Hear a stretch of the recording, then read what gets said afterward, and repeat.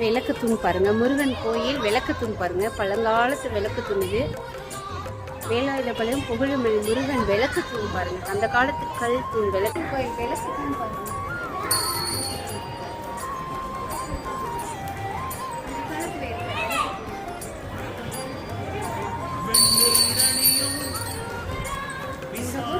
வேலாயுதபாளையம் புகழுமலை ஆறுநாட்டம் இன்னைக்கு தைப்பூச தேர். இன்னைக்கு வந்து தேர் நிலை செஞ்சுருக்கு. மலை மேலே இருக்காரு முருகன். இங்கே எல்லா சித்தர்களும் இருக்காங்க.